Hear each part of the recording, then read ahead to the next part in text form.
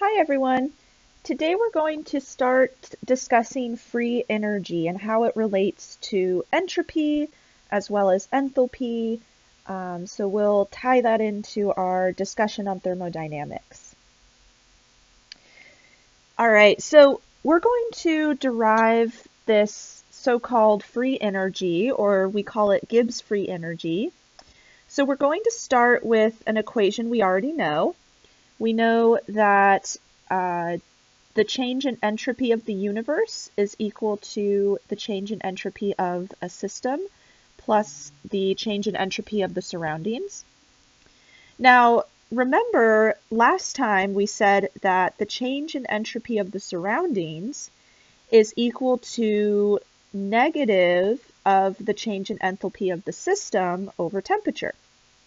So we're actually going to plug this into the equation above, and we'll end up with an equation that we did use last time. So here we see that the change in entropy of the universe is equal to the change in entropy of the system plus negative delta H of the system over temperature. Now, to derive Gibbs free energy, we're going to multiply both sides of this equation by negative T. So actually I'll write negative T times delta S of the universe on the left, and on the right, we're going to multiply that whole thing by negative T. Okay, so what we end up with is negative T times delta S of the universe is equal to negative T times delta S of the system plus T times delta H of the system over T. So notice that the two negatives canceled here. So now we have a positive. And you'll also notice we have temperature in the numerator and the denominator, so those will cancel. So the right-hand side of the equation can simplify to negative T delta S of the system plus delta H of the system. All right, so we get this final equation down below, and what we're going to do is say that the left side of this equation is our Gibbs free energy, and we're going to call that delta G.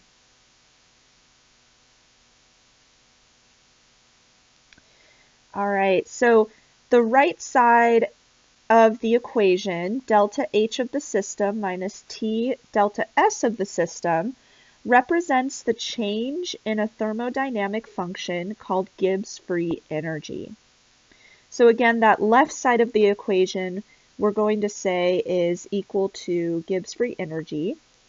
And what that really tells us is that Gibbs free energy is equal to enthalpy minus temperature times entropy.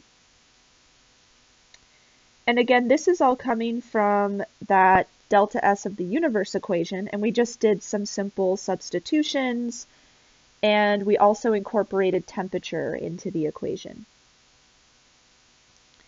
So we're going to express Gibbs free energy, or the change in Gibbs free energy, as delta G is equal to delta H minus T delta S. Now, this is assuming that the temperature is constant, so I'll just write off to the side constant temperature. And then we also said up above that negative T delta S of the universe could be substituted with delta G. So that means that delta G is equal to negative T delta S of the universe. And that equation assumes that we have constant temperature and constant pressure. All right, so now we have a few more tools that we can use to calculate this Gibbs free energy value. So what is Gibbs free energy? All right, so Gibbs free energy, which we represent with a capital G, is the maximum amount of work energy that can be released to the surroundings by a system for a constant temperature and pressure. So again, this is the amount of work energy that can be released to the surroundings. So for instance, if we're performing a chemical reaction, sometimes chemical reactions can release energy that we can then use to heat up a system of some sort, or maybe we can harness that energy to power a plant. So for instance, in a nuclear power plant, we have reactions occurring that give off a ton of energy, and we can harness that energy to do work. So Gibbs free energy is often called the chemical potential because it is similar or analogous to the storing of energy in a mechanical system.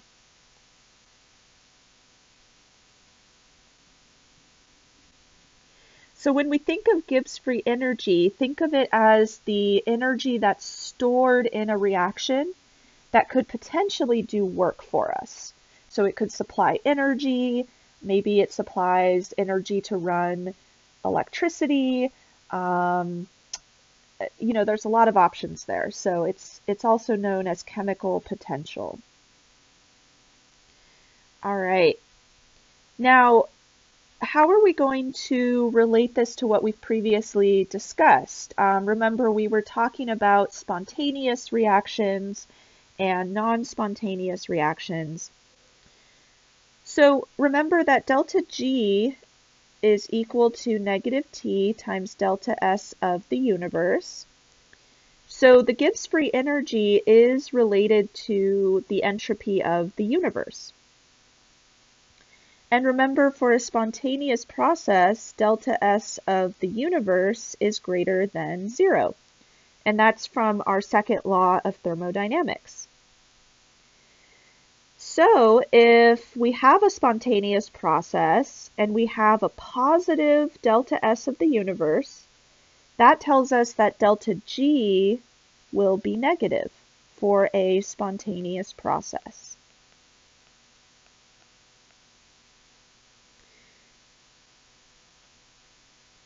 All right, so we can use Gibbs free energy to also determine if a reaction is spontaneous or non-spontaneous. All right, so your textbook has this nice diagram showing a reaction at equilibrium, or before and after equilibrium, and then also at equilibrium. And in this reaction, nitrogen is reacting with 3 moles of hydrogen to produce 2 moles of ammonia, but this reaction is reversible, so ammonia could also decompose into nitrogen and hydrogen. So let's say that we start with pure nitrogen and hydrogen on the left there. This reaction is spontaneously going to produce ammonia. So if we track the free energy change for this reaction, we're going to see a negative delta G. So delta G is decreasing. But similarly, on the right-hand side, if we have pure ammonia, that is also going to spontaneously decompose to produce nitrogen and hydrogen. So delta G is also negative there. So both of these processes are spontaneous, and they're going to keep occurring back and forth until we reach our equilibrium state. Now, remember from a long time ago, we talked about Q, our reaction quotient, versus K. So remember, Q is equal to the concentration of products over reactants. And K is also equal to products over reactants. But we can use that reaction quotient Q to determine if we're at equilibrium or if we're at some other point in the reaction. So if we have more reactants than products, so the left-hand side of the equation, Q will be less than K. But if we have more products than reactants, so the right-hand side of the equation, Q will be greater than K. And then once we reach equilibrium, remember Q will equal K, but also at this point, delta G is going to equal 0. So delta G will not be positive, it won't be negative, it's going to be 0. Okay. And remember, at equilibrium, the rate of the forward reaction equals the rate of the reverse reaction. That doesn't mean the reaction has stopped, it just means that the rates have stopped changing. All right, so let's talk about all three of these different components, delta G, delta H, and delta S. So again, we saw that delta G is equal to delta H minus T delta S. And there's a lot of different factors here. So how do we know if a reaction is spontaneous or non-spontaneous? Or rather, when is delta G positive and when is delta G negative? So in your textbook, there's a table, 18.1, and this steps through the signs of delta H and delta S. And then we have some temperature conditions. So will a reaction be spontaneous at all temperatures? Will it be spontaneous at no temperatures? Or is it spontaneous at lower temperatures or higher temperatures for certain conditions? So you'll notice here that if delta H is negative, so let's look at the first row, and delta S is positive, so up above, let's say delta H is negative, delta S is positive. Delta S is multiplied by negative T there, so that's going to make the whole equation negative. So delta G will be negative. What that tells us is this reaction would be spontaneous at all temperatures. So in the table, you can see that at low temperatures, that reaction is spontaneous, and at high temperatures, the reaction is spontaneous. And that's because delta G will always be negative for those sets of conditions. All right, now what if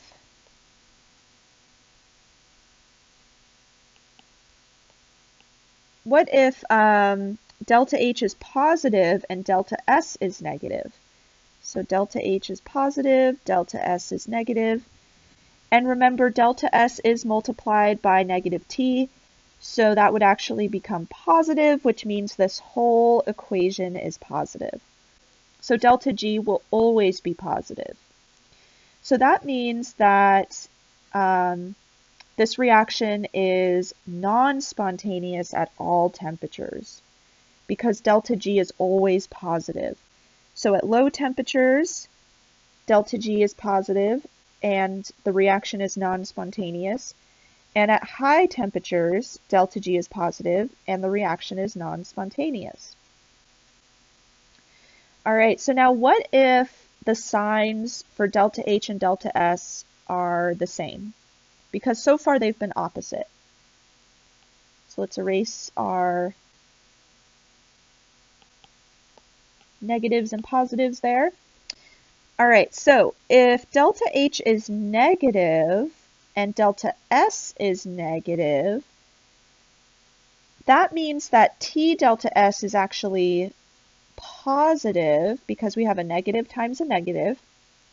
So now this is where things get tricky because we don't have a fully, negative or fully positive delta G. It's going to depend on the temperature. So it's going to depend on the magnitude of the temperature. And that's due to the fact that we're really comparing the magnitude of delta H to the magnitude of T delta S. So in this situation, delta G will be negative at low temperatures. So if the magnitude of T delta S is less than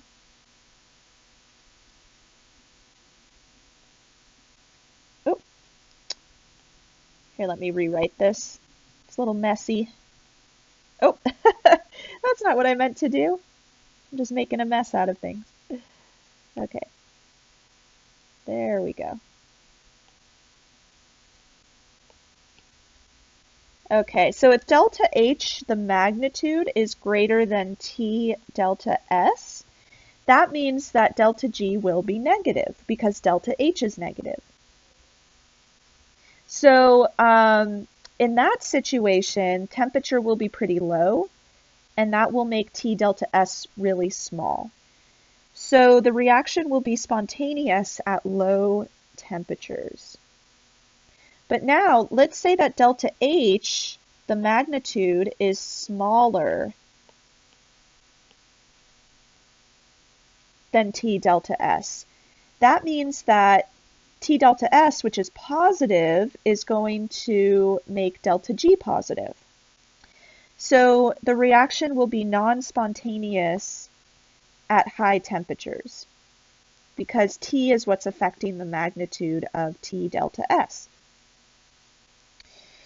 All right, now what if both delta H and delta S are positive? So let's look at that situation.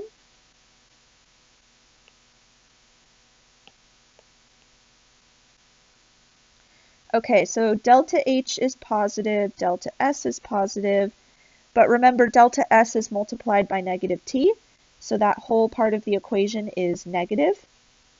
So again, the sign of delta G is going to depend on the magnitude of delta H versus the magnitude of T delta S.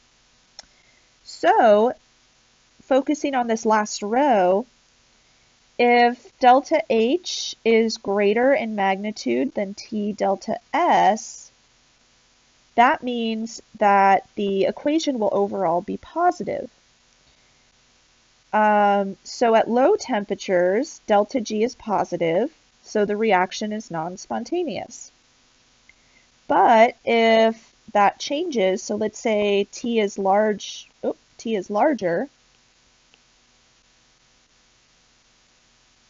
and the magnitude of T delta S is larger, then the overall reaction is, or the equation there is negative.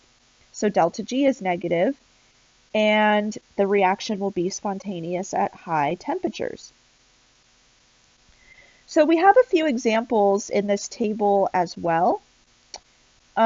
So we're actually going to go over a few different cases. So we'll go over each of these again just to really hit home, when is a reaction spontaneous, when is it non-spontaneous.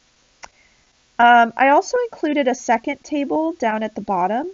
This one might be a little bit easier to digest than the one in your textbook. So in this table, they list delta H and its sign, delta S and its sign, and then they also include the sign of negative T delta S. So you can kind of see how that will affect the overall delta G equation. So if we just focus on, again, delta H and negative T delta S, in the first situation here, they're both positive. So delta G will be positive. And then in the second row, they're both negative. So delta G will be negative. And again, when delta G is positive, it's non-spontaneous. When delta G is negative, the reaction is spontaneous. And then in the third row, delta H is negative, but negative T delta S is positive. So it depends, right? And that's the situation where at low temperatures, delta G is negative. And we're just looking at the magnitude between delta H and negative T delta S again.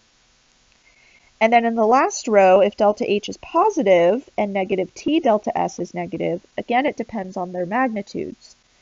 So it would be spontaneous at high temperatures. So this is a lot of information to throw at you. So let's go over some examples just to kind of see how we can figure this out. All right, so case one, let's say delta H is negative and then delta S is positive. So that means that this last portion, negative T delta S, is negative. So that tells us that delta G will also be negative. And the example that was given in the table, we have 2N2O decomposing into 2N2 and O2. So we see here that the change in enthalpy is negative. So this is an exothermic reaction. So if heat is emitted from this reaction, that increases the entropy of the surroundings. But additionally, entropy of the system is also positive because on the left-hand side we have 2 moles, and on the right-hand side we have 3 moles. So we're becoming more disordered here. All right. So what this tells us overall is that this reaction is spontaneous at all temperatures. So there isn't a dependence on temperature for this particular reaction. It will always occur spontaneously. Now case 2, let's say delta H is positive and delta S is negative. Now if delta S is negative, that means that negative T delta S will actually be positive. So that means delta G will always be positive. And one example of this is the reaction where 3 moles of oxygen become 2 moles of ozone. Now, ozone can spontaneously decompose into oxygen, but oxygen doesn't really go back to ozone. So in order for that reaction to occur where oxygen becomes ozone, we would need to put heat into that reaction. So the enthalpy there is positive, and this is an endothermic process. So delta H is positive.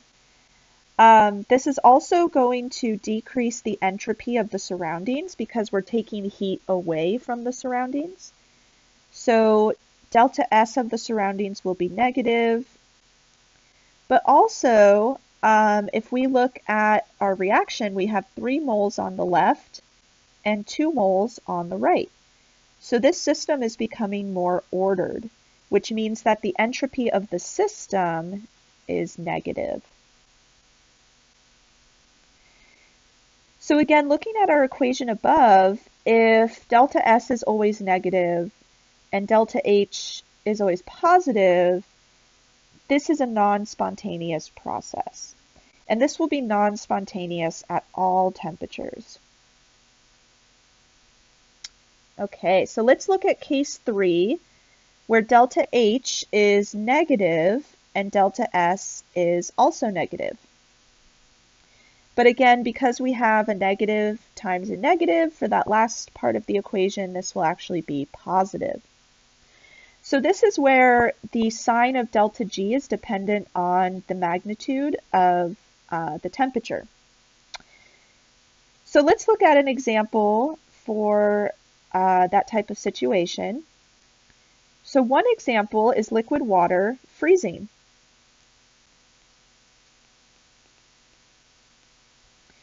So this is an exothermic process because in order for liquid to become a solid, heat needs to be released.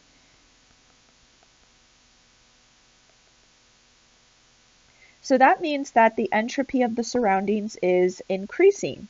So it's positive. Now, the entropy of the system is actually negative Because water is freezing, it's becoming more ordered. So entropy is decreasing for the system. So we kind of have a competing thing here between the entropy of the surroundings and the entropy of the system. The entropy of the surroundings is positive, the entropy of the system is negative. And remember from our discussion before, that was temperature dependent as well. So we knew that this reaction was spontaneous at lower temperatures, just due to that entropy. But now, looking at Gibbs free energy, we can also see that this is temperature dependent as well. So at low temperatures, if this system is giving off heat to the surroundings, we're going to have a larger entropy change in the surroundings at lower temperature. So any heat given to the surroundings is going to have a far greater effect if the surroundings are at a low temperature. Now, this reaction will be non-spontaneous at high temperatures because any heat emitted will not affect the surroundings that much if the surroundings are already at a high temperature. All right, so again, this is a situation where delta G will be negative or spontaneous at low temperatures, and delta G will be positive or non-spontaneous at high temperatures. All right, and I mean, we can reason that out just thinking about a liquid turning into a solid, right? Freezing occurs at low temperatures, and it occurs spontaneously at low temperatures. But we can also step through the Gibbs free energy equation to figure that out as well. All right, so case 4, if delta H is positive and delta S is positive, remember T delta S will actually be negative due to that negative sign there. So delta G is going to depend on the magnitude of temperature again. So one example of this type of situation is if a liquid is turning into a gas. So we have evaporation. So in this instance, if delta H is positive, or this system is endothermic, because it needs to absorb heat in order to occur, that means that the entropy of the surroundings is decreasing. Oh, so that should actually say negative. That's a typo. All right, so entropy of the system should be, let's see, actually positive. I think I mixed these up from the last slide.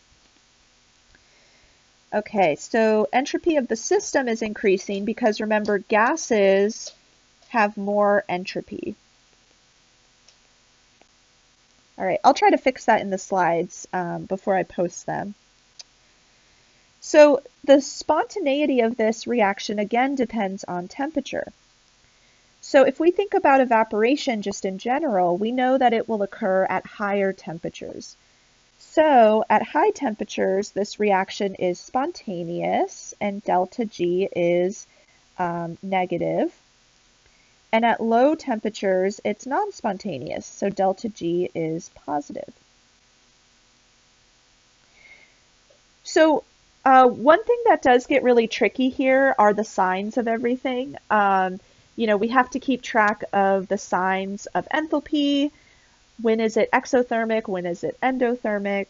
We also have to keep track of entropy. When is it spontaneous? When is it non-spontaneous? We also now have to keep track of Gibbs free energy. When it's negative, it's spontaneous. When it's positive, it's non-spontaneous.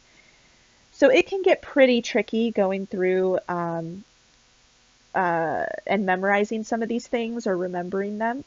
So again, I would always recommend referring to that table and just kind of go through and make sure you understand each of the signs and what they mean. Even filling in a blank table, kind of like the one on your study guide for chapter 18, that can help a lot. So I'm actually going to end the lecture here, and next time we'll go over some practice problems. So I'll see you then.